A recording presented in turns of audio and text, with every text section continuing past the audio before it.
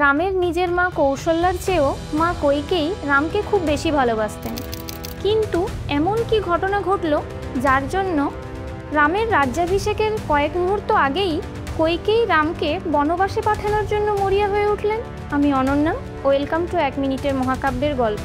আমার চ্যানেলের মহাকাব্যের গল্পগুলো যদি আপনাদের ভালো লেগে থাকে তাহলে আপনারা অবশ্যই চ্যানেলটিকে সাবস্ক্রাইব করবেন এবং ভিডিওগুলি বন্ধুদের সাথে অবশ্যই শেয়ার করবেন। কইকেয়ী ছিলেন রাজার সবচেয়ে প্রিয় পত্নী।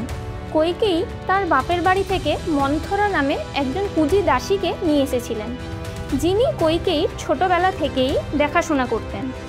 যখন রামের রাজ্যাভিষেকে সমগ্র অযোধ্যাবাসী আনন্দ উৎসব করছে, তখন কইকেয়ীর দাসী মন্থরা কইকেয়ীকে এসে অত্যন্ত রাগের সাথে বললেন, কোন বুদ্ধিমতী নারী সতীনের ছেলের রাজ্যাভিষেকে খুশি হয়?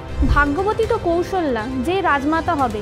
তুমি ওর দাসী হয়েই থেকে যাবে, আর ভরত রামের দাস হবে। আমি তো নিশ্চিত রাম যদি রাজা হয় তাহলে ভরতকে নিশ্চয়ই কোথাও লোকান্তরে বা দেশান্তরে পাঠাবে। তুমি মূর্খতার জন্য নিজের দুর্দশা বুঝতে পারছো না।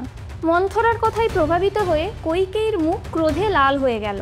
পরিকল্পনা করে কইকেয়ী মোক্ষম সময়ে রাজা দশরথের কাছে বর চেয়ে বসলেন এবং রামকে বনবাসে পাঠালেন আর নিজের ছেলে ভরতকে রাজা বানালেন।